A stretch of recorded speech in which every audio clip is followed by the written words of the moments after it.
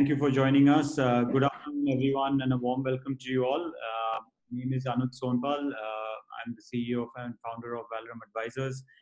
For those of you who are joining us for the first time today, thank you all for participating at this event. I also would like to thank the management participating with us and giving us the opportunity for hosting them at the Valorem CXO Meet. Again, for those who are joining for the first time, Valorem CXO Meet is the first of its kind virtual analyst meet event series. And our intention with these virtual CXO meets is to take advantage of technology platforms like this by reaching out to a wider audience to create a better understanding and bring awareness about our client company's fundamental business, provide insights into their specific industry, financials, and future growth strategies. The format of this analyst meet will primarily be in a Q&A interview type, where I will start off by asking the management some broad level questions and then move on to questions from the participants. A few instructions for people who are using this platform for the first time. Only the management audio and video will be on. All participants' video and audio will be off. If you have any questions for the management, there is a Q&A button at the bottom of your screen that you can use to post your questions, which I will ask on your behalf to the management. Now, before I begin, I would like to mention a short cautionary statement. Some of the statements made in today's event may be forward-looking in nature. Such forward-looking statements are subject to risks and uncertainties, which could cause actual results to differ from those anticipated.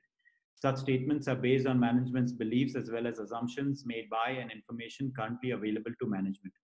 Audiences are cautioned not to place undue reliance on these forward-looking statements in making any investment decisions. Now, let me introduce you to the management participating with us in today's meet. We have with us Mr. Ramesh Kichadia. He's the Chairman and Managing Director of Captain Polyplus. Mr. Ramesh Kichadia holds a BTech in Agricultural Engineering from Gujarat Agricultural University and has more than 30 years of experience in the irrigation business. We also have with us Mr. Ritesh Kichadia, his son. Mr. Ritesh Kichadia is the whole-time director of the company and has a BTech from IIT Bombay and a PGDM from IIM Lucknow. Ritesh has recently been inducted into the board of the company after having an experience in the finance industry for a few years in Mumbai with marquee companies like Ernst & Young and Alliance Bernstein. Now let's begin. Rameshji, if we could start with you first, if you could, take us through your journey and give us a little bit brief history about Captain Polyplus. I know you're comfortable to talk in Hindi, so please feel free to talk in that. Over to you, Ramesh bhai.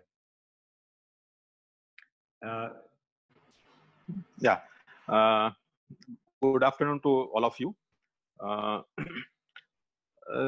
जैसे आपने बताया अनुज जी, ये company हम जो Captain Polyplus we are dealing with mostly micro irrigation systems और ये हमने 97 में कंपनी स्टार्ट किया था।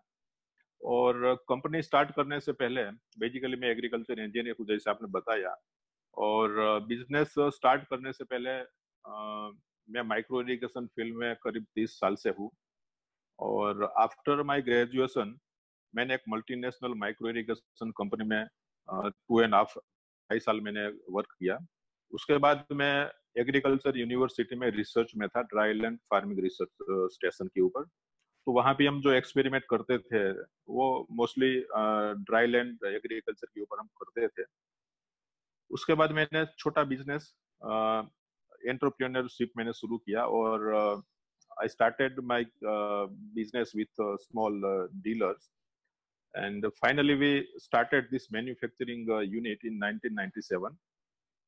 बहुत छोटा स्केल से हमने शुरू किया था और लिमिटेड प्रोडक्ट्स थी उस टाइम हमारे पास 97 में, क्योंकि लिमिटेड रिसोर्सेज से हमने स्टार्ट किया था।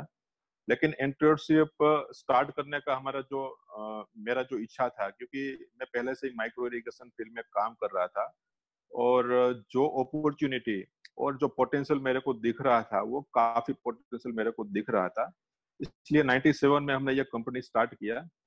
उस टाइम हम सिर्फ स्प्रिंकलर सिस्टम्स और एचडीपी पाइप का मैन्युफैक्चरिंग हमने स्टार्ट किया था और उस टाइम हमारे पास करीब एक ही एक्सट्रूडर था।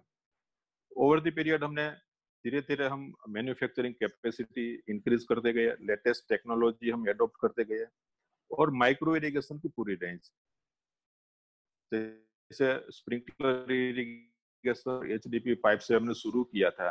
उसके बाद हमने ड्रिप इरिगेशन में एमिटिंग पाइप, प्लेन लेटरल्स और भी दूसरी जो प्रोडक्ट्स, वो सब हमने मैन्युफैक्चरिंग हमने स्टार्ट करके आज हमारी 22 साल के बाद हमारा जो कैप्टन पॉलीप्लस का मैन्युफैक्चरिंग फैसिलिटी है वो वर्ल्ड क्लास का फैसिलिटी मैं बोल सकता हूँ। और हमने इंपोर्टेड मशीनरी इजराइल और यूएसए से हमने इंस्टॉल की है, और ग्रेजुअली हमने टेक्नोलॉजी के साथ साथ हम स्केल भी हम इंक्रीज करते गए। आज हमारे पास राजकोट में और आंध्र प्रदेश में 2 हमारे पास मैन्युफैक्चरिंग यूनिट है, और आज हम बोल सकते हैं कि हमारे पास कंप्लीट माइक्रो इरिगेशन की रेंज हम मैन्युफैक्चरिंग इन हाउस हम कर रहे हैं, और करीब हम 16 स्टेट्स के अंदर हमारी प्रेजेंस है, और काफी कंट्रीज के अंदर आज हम एक्सपोर्ट कर रहे हैं। Great, Ramesh bhai. That was a good background. Ritesh, if I could go to you now, could I request you to educate our participants on the overall micro irrigation industry in India as well as globally, and now take us through the benefits and importance of this industry overall. Sure, Anuji. First of all, Anuji, thanks for hosting us. This is indeed a very good opportunity to interact with the investor community in this difficult time. So thank you for that, and good afternoon to all the participants. So Anuji, if we see agriculture today, is facing a tremendous shortage of resources. If you see land, then most of the countries in the world, the arable land has basically been stagnant over the years. It has even declined in a lot of countries.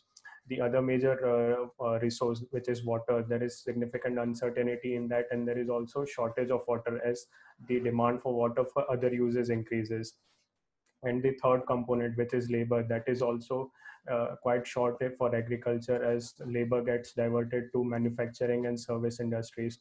So given that background of shortage of resources, the demand on the other side has been increasing year on year because of the demand for food as population increases.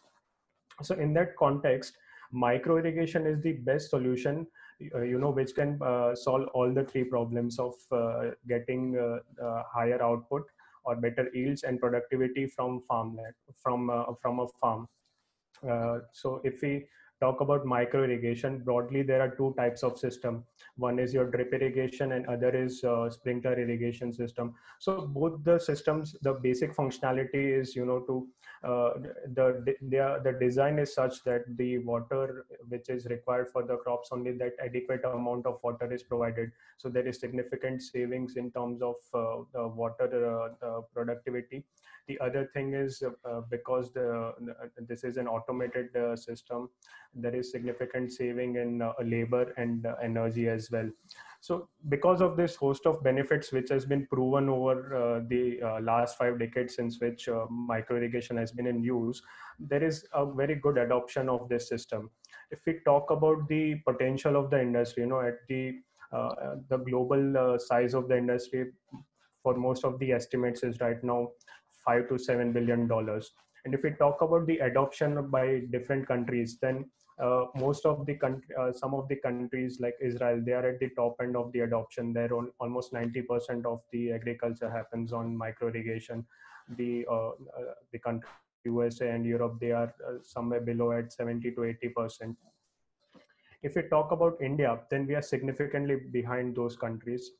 If we see the total potential of India, there is 70 million hectares of land, which is potential land for adoption of micro irrigation. If we talk about the present scenario, only 11 to 12 million hectares out of that has adopted modern micro irrigation systems. So broadly, we are still at just 15% of penetration. There is significant headroom for coverage. If we see the rate that we are progressing right now, in the last 3 years, broadly, we are doing 1 to 1.2 million hectares of coverage per year. So if we even want to reach, say, a 80% coverage level, which other countries have already reached, at the current pace we'll still need 30 to 35 years, right? Which is a lot. So it shows us is the potential is there. Now, how the other question is, how do we realize that potential, right?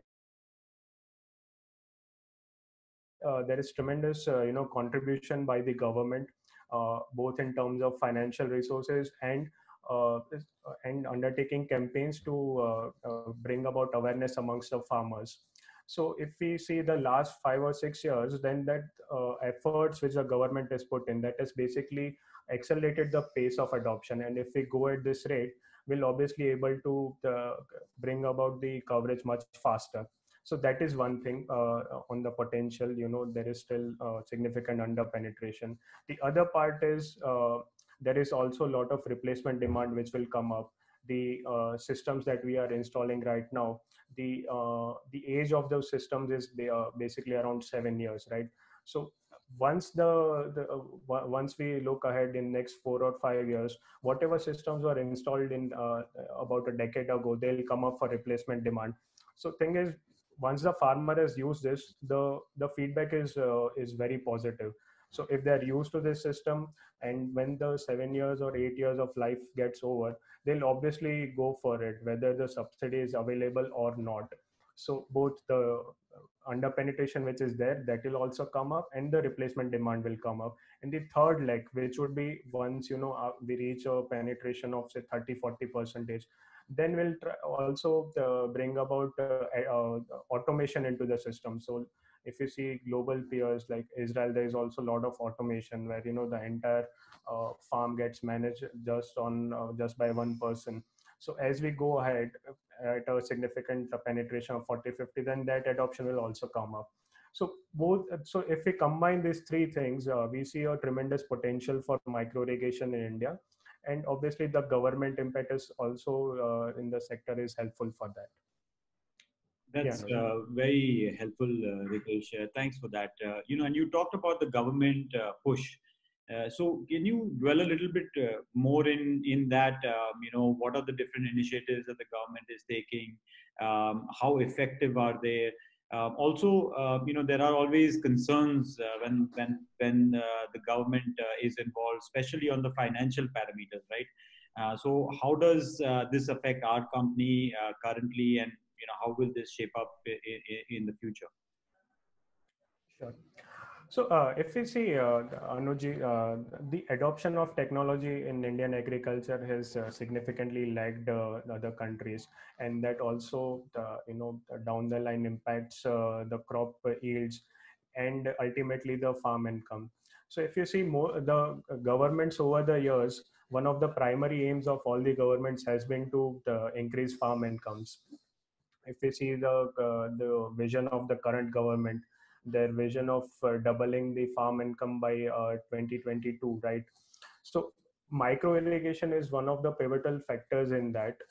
And if we see the impetus of the government, then since last 5 years, the PMKSY, which is Pradhan Mantri Krushi Sinchai Yojana, which is the main scheme under which the government is promoting micro irrigation. So year on year, they've been providing a special dedicated micro irrigation fund within PMKSY to promote micro irrigation.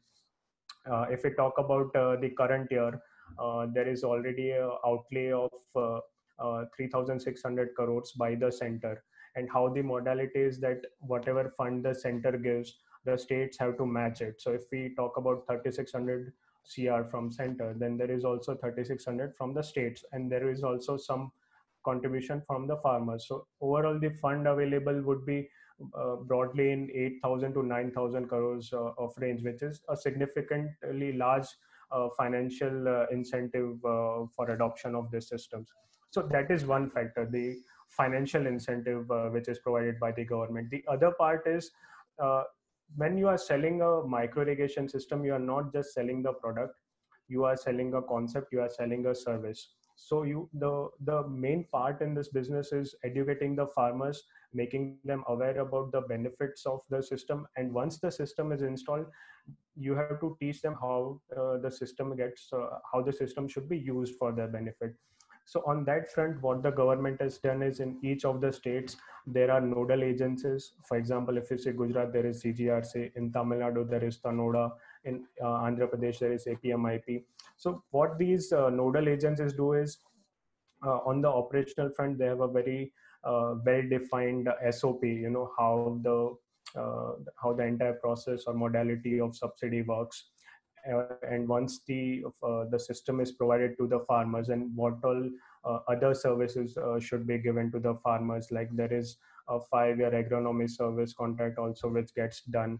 So one part is that. The other part is these nodal agencies also undertake a lot of campaigns, whether it is farmer meetings, road shows, or doing technical workshops to make farmers aware about the concept. So what the government has basically done is provide financial incentives and create a strong ecosystem for the farmers. And on the financial front, the government is not just relying on subsidies. If you see the replacement demand which comes up, right? So the government basically reduces the subsidy component on replacement demand. So that is what generates demand going forward once the subsidy gets scaled down, right? So on the government front, there is a very good support to this. Now, the other part that you said, that right, that obviously once the government is involved, there is also a financial constraint for the companies which are involved. So yes, that is a part of this business, because if you see the modality which is there, there is a lengthy process to this. So typically, if a farmer is applying, under the subsidy scheme, then there is a complex process which will take 4 to 6 months to get completed. And once that is completed, then only we'll get the subsidy amount from the government. So what happens is that when you are getting started into the business, right, there is an initial financial investment that you will have to make, right? But once the business becomes stable, the need for incremental financial resources reduces. Understood. Right. Yeah. That was very informative, Ritesh. Thanks. Rameshji, let's move on back to you. Can you brief us and tell our participants today, about our company's manufacturing facilities, the different products that we make. Also on the marketing front, if you can brief us about the different initiatives and also our dealer network. So overall, just outlook on and just brief our participants on all that, please. Yeah, Anuj जी, जैसे 97 में हमने manufacturing unit start किया. We have 2 manufacturing unit. First हमारा जो पहला unit initially हमने जो 97 में स्टार्ट किया था, 97 में, वो राजकोट में है, सापर इंडस्ट्रियल एरिया में है. तो गुजरात में हमारा 2 मैन्युफैक्चरिंग यूनिट है, सापर में 2 यूनिट्स है, जहाँ पे हम ड्रिप इरिगेशन की पूरी प्रोडक्ट्स हम बनाते हैं, जिसके अंदर हमारे पास फ्लैट जो ड्रिप इरिगेशन का, जिसको हार्ट प्रोडक्ट का जो हार्ट बोलते हैं, वो ड्रिप इरिगेशन में एमिटिंग पाइप होती है. सो एमिटिंग पाइप मैन्युफैक्चरिंग के लिए दो टाइप की टेक्नोलॉजी होती है. One is flat drip line and second is cylindrical drip line. तो राजकोट में जो हमारे पास प्लांट है, उसमें हमारे पास दोनों मशीनरी है, दोनों टेक्नोलॉजी है. फ्लैट ड्रिप लाइन मैन्युफैक्चरिंग के लिए हमारे पास इजराइल से इंपोर्टेड मशीन है, और सिलिंड्रिकल ड्रिप लाइन बनाने के लिए हमारे पास यूएसए से DRTS की टेक्नोलॉजी है. साथ साथ हमारे पास यहाँ पे स्प्रिंकलर और भी फिटिंग्स, मतलब पूरी रेंज हम यहाँ पे बनाते हैं. लास्ट ईयर हमने सेकंड यूनिट हमने आंध्र प्रदेश में स्टार्ट किया, कर्नूल में, और वो यूनिट हमारा लास्ट मई 2019 में हमारा यूनिट स्टार्ट हुआ. कर्नूल में जो हमारा मैन्युफैक्चरिंग फैसिलिटी है, वहां पे हम PVC पाइप्स, माइक्रो इरिगेशन के लिए फ्लैट ड्रिप लाइन और स्प्रिंकलर पाइप्स का हमारे पास फैसिलिटी है. स्ट्रेटेजिकली हमने इसलिए स्टार्ट किया कि साउथ में हमारा जिस तरीके से बिजनेस ग्रो हमारा हो रहा है, और ओवरऑल भी अगर आप देखेंगे तो करीब माइक्रो इरिगेशन का 60% जो मार्केट है वो साउथ इंडिया से कवर होता है, साउथ इंडिया से डिमांड जनरेट होता है. तो राजकोट से हम जब बिजनेस कर रहे थे तो लॉजिस्टिक कॉस्ट काफी हमारा लग रहा था, तो वो रिड्यूस करने के लिए स्ट्रेटेजिकल हमने आंध्र प्रदेश में यूनिट हमने स्टार्ट किया. दोनों की अगर कैपेसिटी की बात करें, हमने मिक्स प्रोडक्ट हमने किया है कि वहां पे हमने फ्लैट ड्रिप इरिगेशन का यूनिट मशीन नहीं इंस्टॉल किया है, यहाँ पे ही है. तो ओवरऑल हमारी जो ड्रिप इरिगेशन में ड्रिप लाइन का मैन्युफैक्चरिंग कैपेसिटी वो करीब 16 करोड़ मीटर के आसपास है, और राजकोट में हमारा जो पाइप्स का कैपेसिटी वो करीब 5,000 मेट्रिक टन ईयरली है। और कर्नूल में जो हमने स्टार्ट किया वहां पे पीवीसी, एचडीपी और ड्रिप लाइन वो सब मिला के करीब 9,000 मेट्रिक टन के आसपास का हमारे पास मैन्युफैक्चरिंग कैपेसिटी है। और आपने जो सेकंड मार्केटिंग नेटवर्क के लिए आपका जो क्वेश्चन था, उसके लिए लास्ट 5 साल में as a Gujarat based company हमारा, अगर 7-8 साल पहले की बात करें तो हमारी प्रेजेंस सिर्फ गुजरात और सराउंडिंग स्टेट्स तक हमारी लिमिटेड थी। ग्रेजुअली लास्ट 5 साल में हम हमारी जियोग्राफिकल प्रेजेंस करीब 16 स्टेट के अंदर हमने डेवलप की है।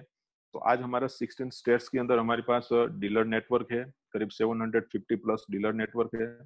हर स्टेट में हमारा कंपनी का गवर्नमेंट सब्सिडी के लिए कंपनी एमपैनल्ड है, और हर स्टेट में हमारे branch office, warehouse plus हमारा टेक्निकल स्टाफ और मार्केटिंग स्टाफ की हमारी पास पूरी टीम है। तो ओवरऑल हमारी पान इंडिया पूरी प्रेजेंस है। साथ साथ हम एक्सपोर्ट में भी, हम लास्ट 4 साल से हमने एक्सपोर्ट डिवीजन स्टार्ट किया है, तो एक्सपोर्ट के लिए भी करीब हम 12 कंट्रीज के अंदर हम एक्सपोर्ट कर रहे हैं। Very interesting, Ramesh bhai. Ritesh, can you actually tell us about the allied services? I understand that we do a lot of other initiatives and other kind of products and services as well, like solar pumps, water soluble fertilizers, and also, if you could also touch upon the company's tie-up with IOCL for marketing the polymer products. Sure. So Anuj, if we we already talked about the marketing network that we have created, right? So whatever efforts that we have made in the last 5 years, that have basically been towards creating a strong platform, whether it was manufacturing setup or the distribution network. Now the goal ahead is to leverage that network. So if you see our channel, they don't only deal in micro irrigation. Whenever the farmer comes to the channel partners, they also demand for other products, and naturally the channel also sells other products, other allied products, whether it is agrochemicals, water pumps, PVC pipes and fittings, solar pumps, right?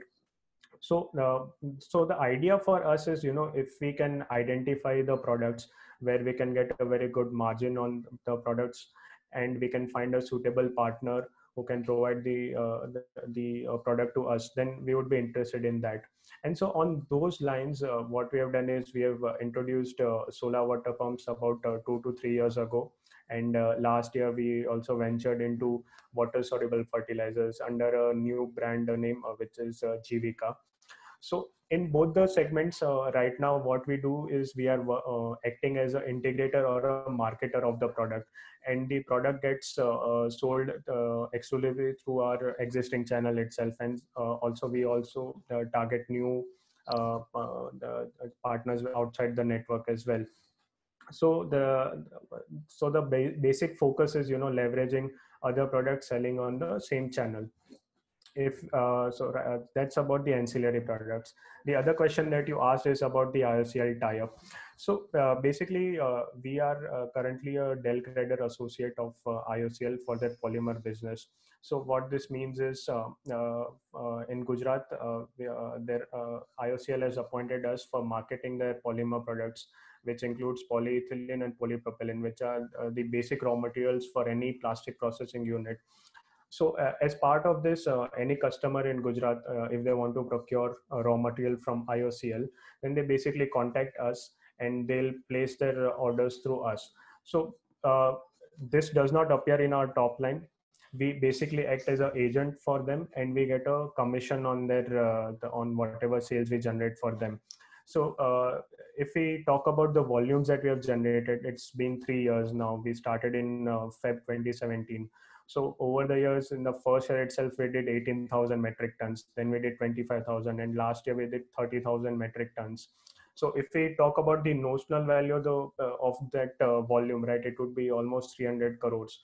But obviously that does not reflect in our top line. Only the commission which is charged by us, that comes into this. So it's a very good service-based business that we have got an opportunity for. The other thing is we were already a customer for IOCL. All the raw material that we procure it's basically procured from IOCL. So we also earn a commission on that as well. So that's also helpful, and it adds straight away to our margin. Great. Also, clarification on the ancillary products. Do we manufacture them maybe the water soluble fertilizers, the solar pump, manufacture them ourselves? Are we planning to, or we're just using our dealer network to and sourcing the same from outside? Do we package it in our own brand? Just clarify on that. Yeah. So Anuj, on both the products, our plan is right now not to venture into manufacturing, because for both the products, there are very good manufacturers, OEM manufacturers out there whose products are well accepted in the market, right? So those players, they are providing us the products in our own brand, and we are marketing those products as our own. Understood. Thanks, Ritesh. Rameshji, so now before I go to the participants asking questions, and there already are a few questions, Rameshji, before we move to that, if you could, so last few years we've had a very good growth, especially since the company expanded to new geographies. Can you enlighten us on your vision for the company and future growth strategy for the company over the next few years? या अनुज जी, जैसे मैंने आपको बताया कि last 5 years के अंदर हमने जो प्लेटफॉर्म हमने बनाया है, जो हमारे पास स्ट्रॉन्ग डीलर नेटवर्क हमने जो क्रिएट किया है, तो उसका बेनिफिट अगर आप देखेंगे तो लास्ट 3 to 4 इयर्स ये डेवलपमेंट के साथ साथ भी हमारा जो रेवेन्यू ग्रोथ और प्रॉफिट का जो ग्रोथ रहा है वो काफी अच्छा रहा है। तो पास्ट में जो ग्रोथ रहा है उनसे भी अभी जो ग्रोथ होगा, क्योंकि भाई हमारा प्लेटफॉर्म तैयार हो चुका है, we have strong dealer network और पान इंडिया हमारी प्रेजेंस है। साथ साथ हमने जो अलग एलाइड प्रोडक्ट्स जो हमने स्टार्ट किया है उनका भी रिस्पॉन्स मार्केट से काफी अच्छा मिल रहा है। तो over the next 3 to 5 years के अंदर जो बिजनेस का ग्रोथ में देख रहा हूँ, वो मोर देन 20% हमारा ग्रोथ रहने का हमारा एक्सपेक्टेशन है। Great. Ritesh, actually, one more clarification coming back to you on the IOCL front, and there are a few questions on that by some participants as well. Why did we get into this business apart from the fact, I mean, are we consumers for the same? So does it have any value to our own business? So does it make our sourcing of raw material better or simpler?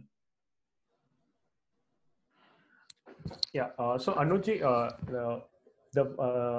it obviously does not make like once we become a Del Trader associate of IOCL, one benefit which we get is whatever material we are procuring, we also get an additional commission on that. And if we talk about the volumes, right, I said earlier that we did 30,000 metric tons. Out of that, our captive consumption would roughly be around 20% or so. So if we see, like, I think less than 20%. So if we see, then 80% is basically external sales that we have generated. And on that, we have earned a very significant commission income. So if we talk about the commission income last year, it was roughly around 1.25 to 1.5 CR. And this is purely a service-based business. So we require a very minimal team to execute these orders, because it's like a brand which IOCL has created, right? So whatever customers are there in the region, they'll obviously need that material to basically run their plants, right? So we don't have to make great efforts to generate the demand. It's only that we have to provide very good service to the customers, and for that we get a very good commission which directly gets added to our profits. So that's why it's a lucrative business for us. And other thing is on the financing front as well, we get a channel finance facility for a tie-up with IOCL.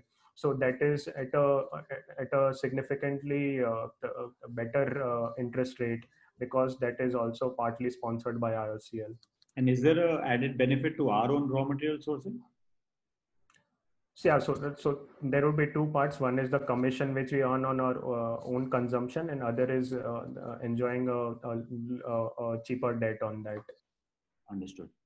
Okay, so let's move on. Actually, right on that same note, there is a question from Sudhir Padiyar. What is the per ton commission that the company earns on the on marketing the polymers? If you could take that, Ritesh. Sure. It's basically 350 for sales which are directly from RCL plant, and 550 for whatever sales are there from our warehouse. 350 rupees per 350 and 550. So average would be 450 per ton. Yes. And is this commission linked to polymer realization or is it fixed per ton? No, it is volume based. Is volume based. So that doesn't change what the prices of that. No. So a couple questions from Tarang Agrawal. How is the micro irrigation advantages over other avenues to irrigate land? If you can, Ramesh Bhai or Ritesh, if you can take that. Yeah, Anuj, if we talk about the traditional the ways of irrigation, right? The most common which is used in India is flood irrigation. So basically, you flood the farm with a water pump. So what that does is that even if you have sufficient water available with you, right, that is still on. It's still not the optimal solution, because once the entire field is flooded with water, what happens is that the plant is not able to get oxygen, which is also required, oxygen and sunlight, which is required for growth. On the other hand, if you compare drip irrigation, right, so what happens is there is the dripper outlet is at specific intervals. So if we talk about cotton, then the drippers are at 60 centimeter spacing, so the water will only be applied at the root zone of the farm. So if you talk about the water use efficiency in this, there is only water which is required for the plant, and the entire field does not get flooded. The other benefits that you get is you will obviously be using lower energy. Your energy cost will reduce because you are pumping lesser water. The other benefits, obviously, there is with labor. On flood irrigation, you require significant labor to divert water, whereas in this you don't need that. You just need to switch on the pump. Then you can also apply fertigation and other insecticides and things like that, which are water soluble. So they are directly injected into the system and applied at the root zone of the crop. So there also your labor saving gets done. So there are a host of benefits which you get if you use the system. And if we talk about the actual results, then most of the surveys have shown that the yield improvement is basically upwards of 30%. And crops like cotton in Gujarat, they've seen more than 40-50% of yield improvements because of adoption of drip irrigation. Is there a saving in the quantity, volume, or value wise in fertilizers also when you're using water soluble versus the other route? Yes, obviously, because see, both in terms of water and fertilizer, if you are just flooding the entire farm, then the quantity required would be large. Whereas in this, there is a specific dosage which is suggested by the agronomist, and the same will be applied through irrigation. So, as a percentage, approximately how much is the fertilizer saving in terms of volume? Would you have an idea? I won't have an exact idea about that. But rough cut, are we talking about 20-30%? Yeah, it is around 20 to 25%. So the follow-up question from Tarang is, what's the biggest impediment in installing a micro irrigation system? What's the biggest hurdle? The biggest hurdle is obviously the cost of the system, and making farmer aware about the system, because see, the farmer, it's a traditional practice for him which he has been doing for years or decades, right? So to make him change his approach to a new system, that takes time. You have to make him aware about the benefits. You have to demonstrate to him that this system would be useful. So if you see the cost of the system, right now installing drip irrigation on 1 hectare of the farm would cost you approximately 1 lakh rupees, right? So that's a significant cost for a farmer. 1 lakh rupees per hectare. Per hectare, right? So if subsidy is available for him, then at least the financial part gets resolved for him. And after that, he'll have to be accustomed to using the system efficiently. So then only he'll be able to get a benefit out of it. So technical know-how and the financial part, and those are the impediments. And his follow-up question is along the same lines, which is exactly how difficult is it to convince the farmer to adopt this? See, I won't be able to talk much about this, but if you ask my dad, he has been in this business for 30 years. What has been your experience? How difficult is it to convince a farmer? No, अनुज जी, क्योंकि मैं micro irrigation field में 30 साल से हूँ और जब पहले हम जब काम करते थे, सबसे अगर एडवांस स्टेट की बात करें तो Maharashtra is the number 1 state है अभी एडॉप्शन में। फार्मर का अवेयरनेस भी सब फार्मर को मालूम है माइक्रो इरिगेशन क्या है। मैं जब बात कर रहा हूँ 89 की अनुज भाई, तो 89 में हम जब फार्मर के पास जाते थे तो उनका माइंड में यह था कि भाई ये जैसे बूंद बूंद अगर पानी उसका रूट जोन में हम अप्लाई करेंगे तो उनको सफिशिएंट वाटर मिलेगा ही नहीं, मतलब ये डाउट था और उनके लिए भी ये नई चीज थी। लेकिन अभी 30 साल के बाद अगर आज की बात करें तो इतना कोई डिफिकल्ट नहीं है, फार्मर में अवेयरनेस काफी आ गई है। हर फार्मर, कोई फार्मर ऐसा नहीं है कि जिनको ड्रिप इरिगेशन का बेनिफिट के बारे में मालूम नहीं है, और कोई भी रीजन या तो अफोर्डेबल नहीं है, उसका कोई क्रॉप रोटेशन का कुछ प्लानिंग अलग है, इस तरीके से वो कन्विंस नहीं होते हैं। और आज तो हमारे पास इतने सब जितनी माइक्रो इरिगेशन कंपनी है, गवर्नमेंट डिपार्टमेंट भी अवेयरनेस प्रोग्राम्स कर रहे हैं। तो अगर कोई भी फार्मर, अगर ग्रुप है या तो इंडिविजुअल फार्मर है, तो उसको हम नजदीक में जहां भी हमारा इंस्टॉलेशन है या तो हमारा कोई अच्छे फार्मर है उनके वहां पे ले जाके हम पूरा सिस्टम को दिखाते हैं। जब फार्मर खुद दूसरे फार्मर के साथ इंटरेक्शन करते हैं, उसका बेनिफिट समझते हैं, तो तुरंत ही कन्विंस हो जाते हैं। तो अभी अवेयरनेस और कन्विंस का इतना कोई प्रॉब्लम नहीं है, फार्मर कन्विंस हो जाता है और पूरा अवेयर है माइक्रो इरिगेशन से क्या बेनिफिट है। पहले यह था कि सिर्फ वाटर का ही सेविंग होता है, पानी का बचत होता है और कोई बेनिफिट्स नहीं है। लेकिन अभी एग्रीकल्चर में भी, इंडस्ट्री में जो लेबर का शॉर्टेज और प्रॉब्लम है, वही प्रॉब्लम अभी एग्रीकल्चर में भी अभी शुरू हुआ है। तो सबको अभी माइक्रो इरिगेशन के ऊपर जाना पड़ेगा। ऑटोमाइजेशन के ऊपर भी नेक्स्ट जो स्टेज आएगा वो ऑटोमाइजेशन का आएगा। तो अभी इतना कन्विंस कराने का कोई इश्यू या प्रॉब्लम नहीं है। ठीक है रमेश भाई। Ritesh, maybe you can help this. The next question is about subsidies. State, how much is there, and obviously, sorry, from the central, how much is there, and on each of the states, especially the ones that we are present in, the 15, 16 states, how much is available to the farmer? So how does the mix typically work? Sorry, if you could unmute. Yeah, go ahead, Ritesh. Yeah.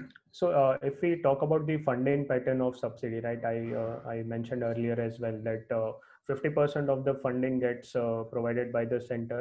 The state either matches that or exceeds that. And on the system, the subsidy which is provided varies across states. So if you talk about states in South India like Tamil Nadu and Andhra Pradesh, they provide almost 90 to 100% subsidy. Whereas it is slightly lower for Gujarat and in other states. So one part is the subsidy available depends on the region where the farmer is. The other is it also varies with social status of the farmer or the size of land holding of the farmer, right? So there are a few clauses around that, and whatever farmer is there, whenever they approach us, we are able to tell them that, if this is the cost of the system, then you are eligible for this much amount. So broadly, it will the subsidy component across various states. If you ask me the broad range, then right now it is a 70 to 90%. And how much is the contribution from the center? So of that 70 or 90%, whatever is there, right, half of it would come from the center. So the center matches basically half of it. Yeah, right. Correct. So of the subsidy component, so if 70% is subsidy, then 35% and 35% center state would be there. Sure. His next question is, what are the geographical areas that Captain Polyplus is targeting? I mean, we are present in 15, 16 states today. Are we first of all looking at new states? And second of all, in these 16 states, are we focusing on any, or are we seeing more push in any particular states? Sure. So if we see on Anuj, the 16 states that we are present in, right?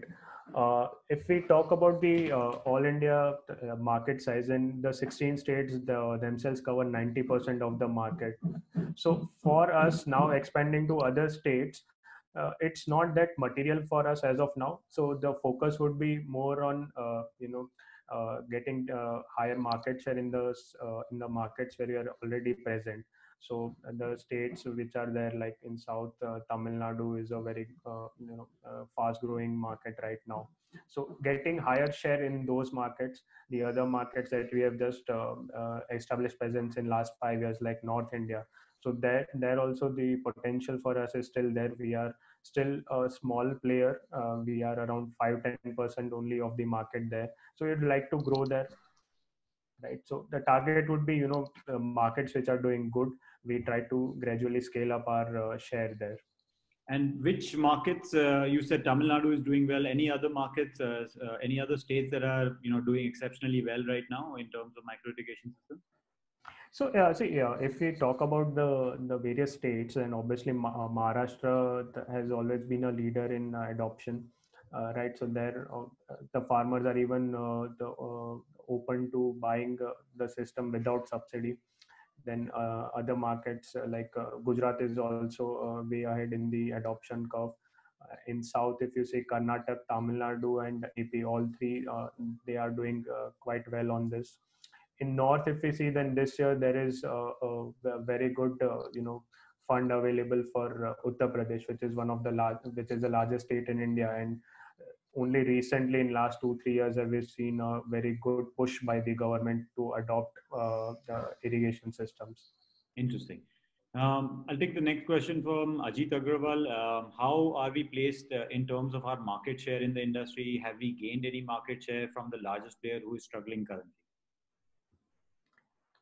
Anuj, I don't think we'll be able to answer that question. I think what one probably can do is compare growths of a few of the players and gauge whether the market share has been gained or not. But how, I guess it's a valid question. Not, I guess, not against the competitor, but is there more potential for growth? Yeah, if we talk about growth, right, then we have obviously outpaced the industry in last 5 years. So we have obviously gained share in the new states. Is that market that we are taking from both unorganized and maybe the largest player organized? Or yes, it would be both. It would be both. Understand. So Anuj, on that organized unorganized question as well, if you see market in India, obviously there are more unorganized players in some of the larger states, right? But if you see at the global level, there are only 4 or 5 players which dominate the market with 70 to 80% of the market. And slowly and steadily, once the dependence on subsidy also reduces, we'll also see that happening in our market, where currently a lot of unorganized players are there. They would just get limited to the region where they are present. So, maybe, and I think this is also one of the questions, who are the next question is, who are your peers in the micro irrigation? So how many players are today there? Globally, you said there are 4 or 5 large guys. Yeah. In India today, if you can give us an idea, how many players are there? And where do we stand in that mix? Are we in the top 5, top 10, top 50? How does that work? So right now, Anuj, we are in top 5. If we talk about the larger players, right, then there is Jain Irrigation.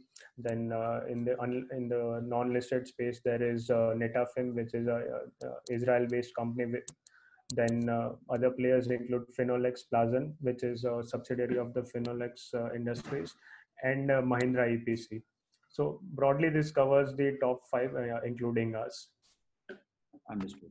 And is there a market share kind of a thing, or I guess we just have to gauge that from the top line of these?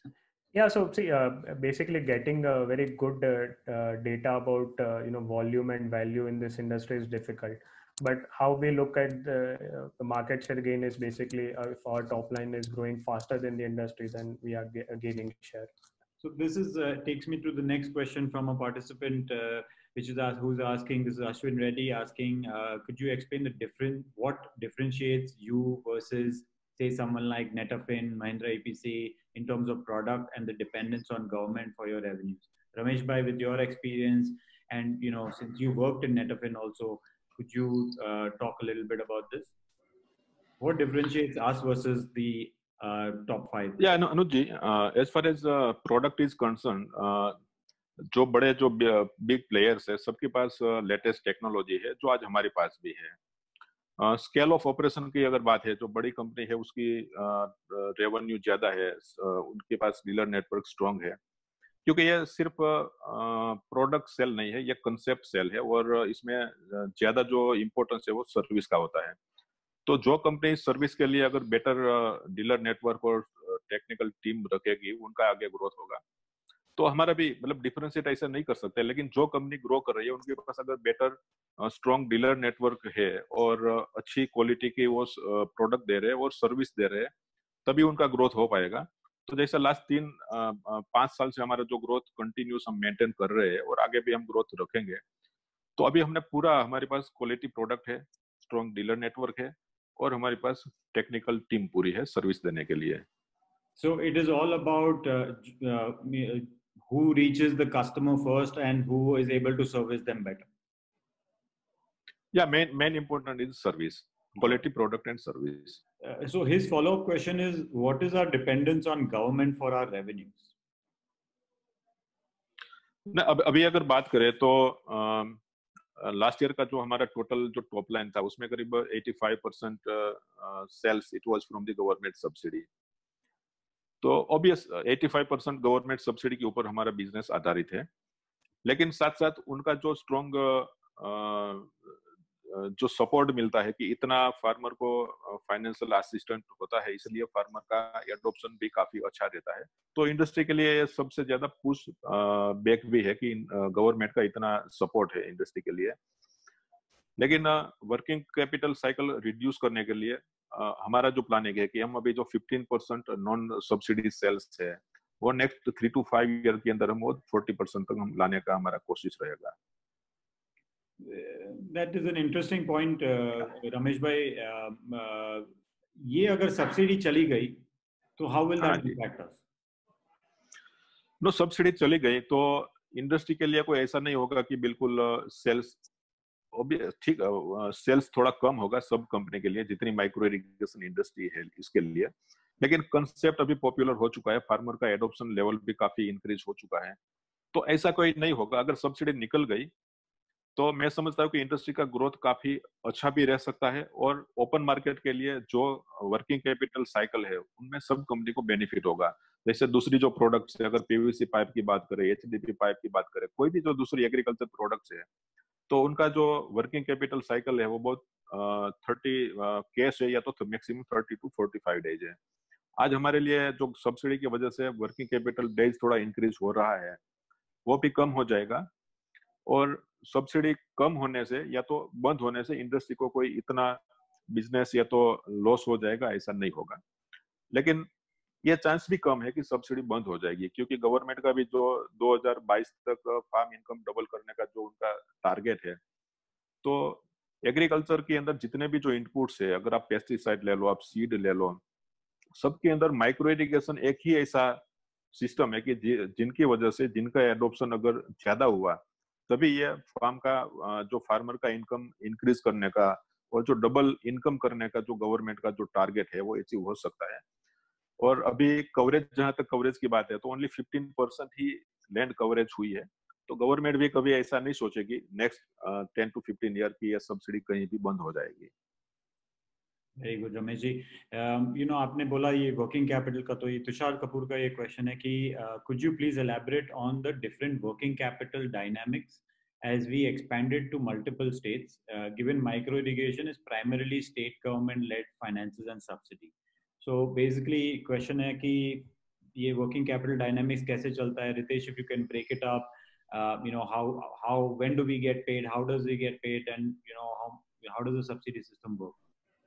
So I think Anuj ji, to explain that, let me first explain how the modality is right currently. So if we see how the system works is, if any farmer wants to buy the system, they'll basically contact our dealer. or our sales engineer. So the sales engineer basically goes to his farm. He does a field survey.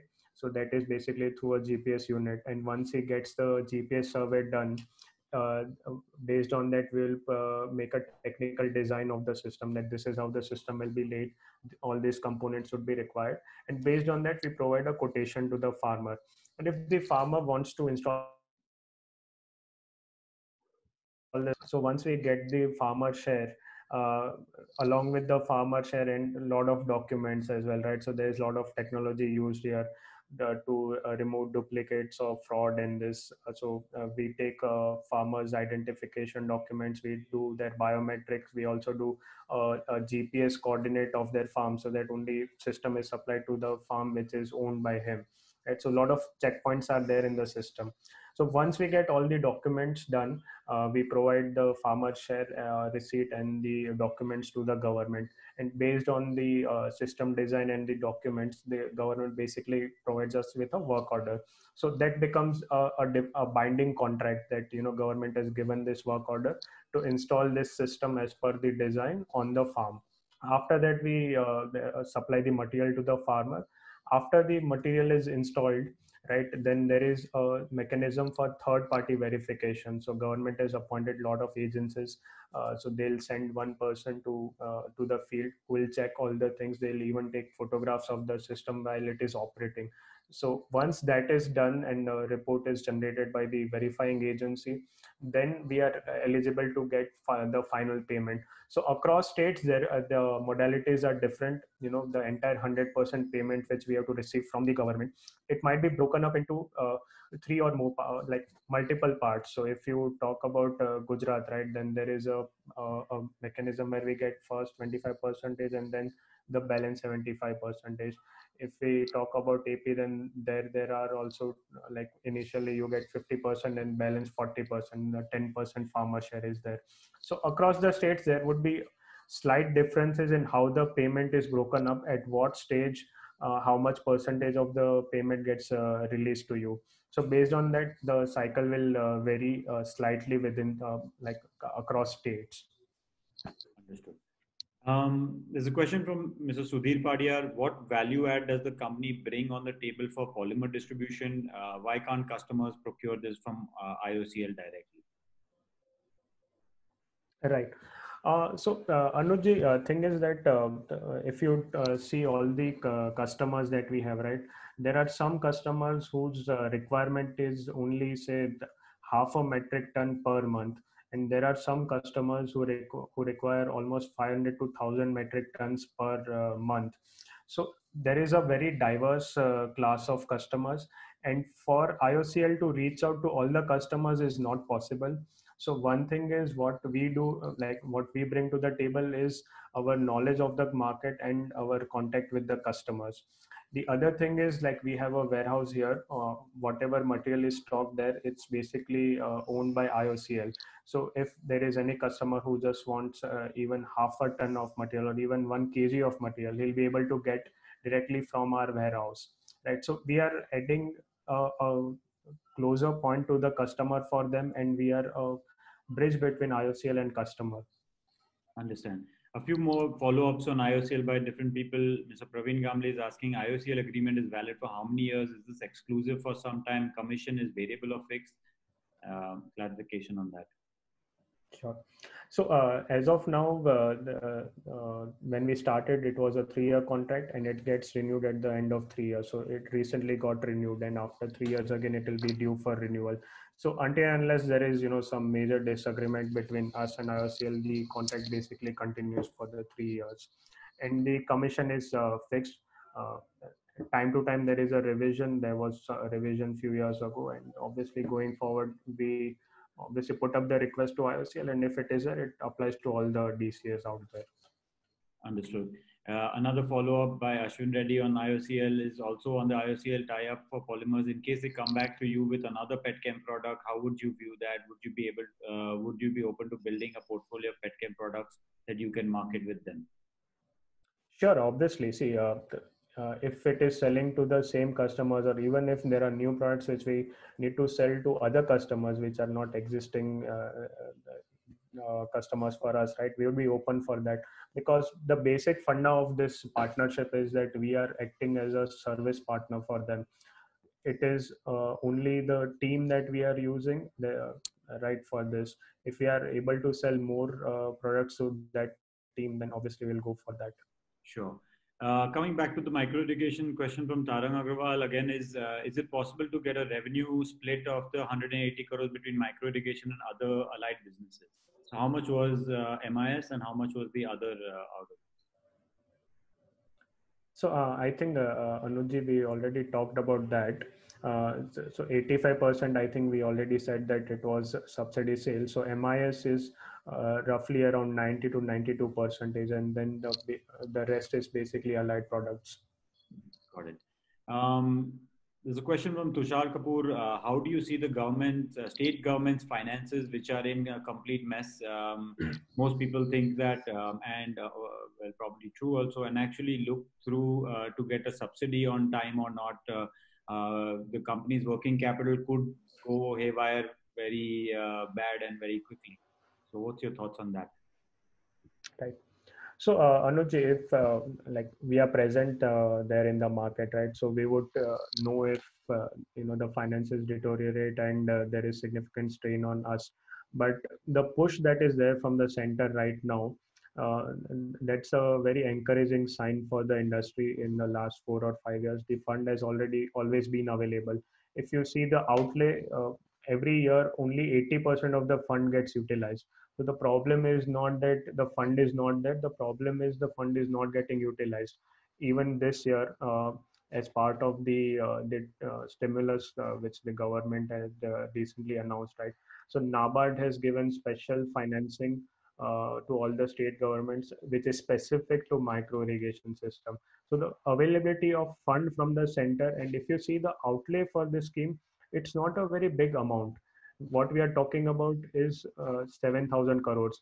Why people are generally skeptical about this is when they compare this with fertilizers. But if you see the scale, then fertilizers, it's thousands of crores, right?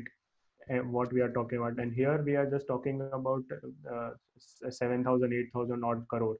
But the benefit which the government gets out of this every year, if you see Gujarat alone, almost 2 lakh farmers get benefit out of this scheme.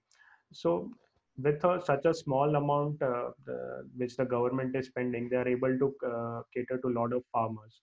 So and that's why we don't feel that. Sorry. And ultimately, this system would reduce the fertilizer subsidy also. So it's a long-term solution for them as well. There's a question from Naimish Katodia. What was the impact of COVID-19 on our business, if any? Sure. So Anuj, obviously, like the 1 month during which there was a strict lockdown, both of our plants were closed and there was no sales during that time. So this is common across the industry that everyone has lost that 1 month. But once we started back, right, the most the demand that should have been there during the peak season. So if you see April, May, and June, that is the peak season for micro irrigation because of the summer months. So because of the underlying trends which have been there in agriculture, if you see the harvesting of crop for Rabi season, then that was at record levels, and the sowing for this Kharif season was also at record levels. So the underlying trends were very positive, and that translated to very good demand. So the demand, if you see during this season, it was actually higher than the last year. So there were supply constraints during the first 1 or 2 months, but the demand was intact. So that was a very encouraging sign for us. And obviously, barring for the supply constraints, the business has been good. And after the initial 1 or 2 months, even the supply constraints have largely been resolved now. Great. So today we are at working back to normal, or you would say 70-80% normal. So if we talk about the entire India, then I think we'll still say just Captain Polyplus. Yeah, no, for us only, because we are present in 16 states, right?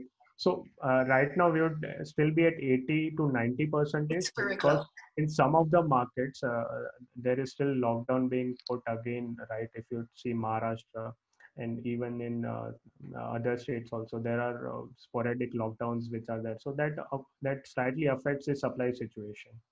Understand. The next question comes from Dhruv Bimrajka. He is asking to explain, saying, suppose a 5-acre farm wants to install drip irrigation. What would be the total cost, time taken to install, government subsidy as a percentage of total cost, and also the same for the sprinkler system. If 5 acres is difficult to calculate, maybe you want to take 1 acre. Sure. So the benchmark cost, I think we already said that for drip irrigation, the benchmark cost is 1 lakh, and for sprinkler, it's roughly 30,000, right? So obviously, what we do is whenever the farmer contacts us, based on the crop that he wants to take, where his water source is located, the system design would be customized. So whatever systems we are selling, it's a customized design for each and every farmer based on his need. And once the system design is there, there would be slight variation in the benchmark cost. It could be plus minus 10 percentage to that. And the farmer right now, he does not have to worry about subsidy. What he has to do is just provide us with the farmer share, provide us with his documents, and the rest of the procedure gets done by us. So once the work order is released, the system gets installed on his farm. He does not have to worry about the rest of the stuff. And the total time it takes to install? So total time, see, the admin work up to getting work order would take about 1.5 months. And after that, once we supply the system, installation is basically 1 day's work on 1 hectare of land. Great. Moving on, question from Anand Jain. Jain Irrigation used to be a market leader in drip irrigation system. I don't know if you want to comment on this or not, but is Jain Irrigation still a key player despite its financial woes? And how do we differentiate ourselves as too many companies are there in this segment? I think you already answered a little bit, but if you have any comments on it. No, Anuji, we would not like to comment on the specifics of a competitor. Okay, moving on. Question from Naveen JR is what is the component of subsidy in drip irrigation? You already answered this. Let's move on. Question from Viraj Parekh. As Mr. Ritesh spoke about farmers' education and farmer awareness with regard to drip irrigation systems usage as forms of land irrigation in wake of situation wherein some traditionally used low-cost agrochemicals were proposed to be banned. Entry of new, more expensive agrochemicals to be used by farmers would have additional burden on them pertaining to the cost of farming. Do you feel in case of such a situation where the farmer is already burdened, drip irrigation, sprinkler systems would be a viable option to farmers? So, Anuji, I think the best way to gauge that is the adoption rate that we have seen. If we talk about Gujarat, right, then historically cotton, like in the Saurashtra region that we are present, a lot of farmers grow cotton, right? And in the last 10 years, one thing is that, the crop variety which the farmers are using, that has also improved. And the other thing is that the farmers who have adopted drip irrigation to grow cotton versus farmers who are still using flood irrigation, there has been a significantly better yield for farmers using drip irrigation. So I think if you are able to generate 20 to 30% higher yields, then the farmer only has to pay his own share. He gets the balance amount as subsidy. So if you talk about the return on investment or the payback period for farmer, then he'll get it in 1 year itself. Understood. Because in 1 year he'll have more than one crop cycle as well. And if in all the 2 or 3 crop cycles, if he gets 20-30% better yields, then he and again we are talking about 1 lakh a hectare versus so in 1 lakh hectare, if there is a 20% farmer share, and then he's paying, he has to pay 20,000. Yeah. And his return from 20,000 rupees on a hectare would obviously be there. Yes. Got it. Question from Sagar Saxena. While our revenue growth has been decent, we have been reporting negative operating cash flows for the last couple of years. Have the collections been poor, and will we see a change in this trend? Sure. So, Anuj, this is basically a result of expanding into newer markets, and this was expected when we had set out on this course that whenever we are opening a new market, there is an initial investment which is done in the market, right? For the first year when you are there in a new market, you will have to set up a team, you will have to set up your distribution network, and whatever system gets installed during that time, that initial financial investment or working capital also gets involved, right? So that is why if you see FY18, FY19, our operating cash flows was negative. And if we talk about the improvement, then there definitely FY20 was an improvement for us.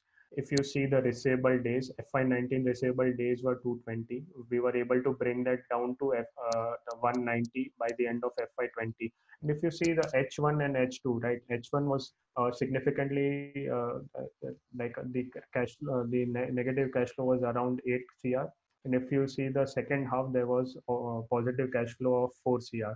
So that improvement is obviously there, and that is a result of the strategy that we have been adopting, focusing on more cash products like PVC pipes, non-subsidy MIS sales, and other allied products which are basically cash items. Other thing is we are also taking higher contribution from dealers in lot of markets. So if the subsidy component is 80%, we are also asking dealer to bear 20-30% of this, for which for as part of his service obligation. So that is also reducing our outlay. So if you see H2, there is improvement because of all this that we have done. And if it was not for this COVID situation, right, mostly in this business in March, there is significant pressure on the government agencies to disburse the funds. So if we would have complete March with us, then the situation have been even better than what we are right now. So the situation is definitely improving, and in 1 or 2 years, we are again planning back to positive cash flow. Thanks. Moving on, I think this was another, I think it's a follow-up on your working capital question. Is there scope to improve this? What will help? I think you've already answered that, cash Right. sales and moving that. But what would be a scope to improve? What would be your target or ideal levels of Sure. where would you like to bring your working Yeah. capital down? So if you see Anuj, in the last 5 years, right, in FY19, FY9, and FY18 and 19, we were negative operating cash flow, right? So if you see the receivable days in that, right, receivable is the most important thing for us, which we are tracking very aggressively. So before that, FY16, 17, our receivable days were roughly 150 to 160 days. And in those years, we were generating positive cash flow as well. So right now we are at 190. And if we are able to bring that down to 150, we are again back in positive territory on operating cash flows. Understood. The next question from Sudhir Pandya is that has the company ever experienced any bad debts or write-offs on account of subsidies or any customers as such? What is our write-off? So, see, Anuj, in subsidy, when we are supplying anything against a work order, right, then it is a binding contract as well that the government, there would be delays on part of the government by whatever, operational steps are there. There could be slight delays in that due to fund availability or things like that. But because it is supplied against the work order, it will ultimately come up. So if you are supplying material without, a proper contract, then there would be an issue. But we have never faced an issue where we have received the work order from the government, we have supplied material, and we have not received payment for more than a year or 2 years. That has never happened so far. Understood. So we have no bad debts as such or write-offs as such. No write-offs with regards to subsidy as of now. Understood. Question from Dhruv Vimrajka is that how does one decide between a drip or a sprinkler system? Is it crop type, land, water availability? What goes into deciding this? It's Anuj, it's basically the type of crop that they want to take. Drip is more suitable for row crops like cotton, where there are fixed rows, fixed spacing between the crops. Then drip is ideal for that. For crops which are spread throughout the field, like a groundnut or potato, then sprinkler is more ideal for those situations. Understood. Another follow-up from him is how many drip irrigation and sprinkler irrigation systems were installed in FY20, a ballpark figure? The number of installations totally, and break it up if you could in drip versus sprinkler. I won't be able to give a exact number to that right now. Okay, because maybe in terms of farmers, yeah. How many farmers did we have systems installed for?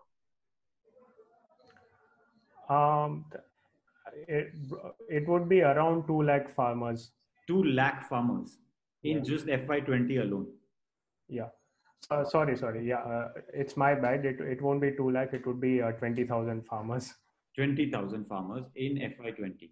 Yeah. Okay. So broadly, and in this, how many of them would be sprinkler versus drip? Is there a more, I mean, it depends on crop, but broadly for us, would it be 70, 80% drip and balance sprinkler? Yeah, it would roughly be, 60-70% drip and balance sprinkler sites. Okay. Question from Tarang is do you get paid by the government or get paid by the customer? And it's both, right? Customer pays the advance and the government pays the balance part. Yeah. Right. Last question we have is can we get a geographical turnover breakup where how much is sold from Rajkot plant versus Kurnool plant? Are both plants individually on a standalone basis giving positive contribution? So basically, how do we break up our geographical mix? Maybe if you could talk about utilization of each plant. Sure. So I think if we talk about the ramp up of Kurnool plant, it's basically only been a year so far, right? So the contribution to overall sales would still be very low from that plant, but the ramp up that we have seen has basically been very good. If we see the Q1 of this year, then there was a very good demand in South, and Kurnool plant was able to cater to that demand. So if we talk about the overall, the utilization levels for FY20, Rajkot was basically 60 to 70%, while Kurnool was 30 to 40%. Right. And that's just because Kurnool got started this year. Yeah. And other thing is, in our business, there is also some seasonality. So getting, higher utilization up to 80-90% is obviously not feasible because there is peak demand during summer months, and then there is a slight slack during monsoon. So overall, yeah. Great. That was all the questions for today. Ramesh Bhai, Ritesh ji, thank you so much. This was very helpful to everyone. Ramesh Bhai, any closing remarks from your side on the company to our participants? जैसे शुरू में हमारा जो discussion हुआ micro irrigation coverage के बारे में, तो पोटेंशियल इज ह्यूज. तो अभी 15% ही कवरेज हुआ है. माइक्रो इरिगेशन का फ्यूचर बहुत अच्छा है और हमने जिस तरीके से पूरा स्ट्रॉन्ग नेटवर्क बनाया है, तो उसका आगे जो हमको बेनिफिट अभी मैक्सिमम लेना है वही हमारा कोशिश रहेगा. और जो ग्रोथ प्लान मैंने बताया है कि more than 20% we are expecting growth for next 3 to 5 years, वो हम ग्रोथ अचीव करेंगे. Great.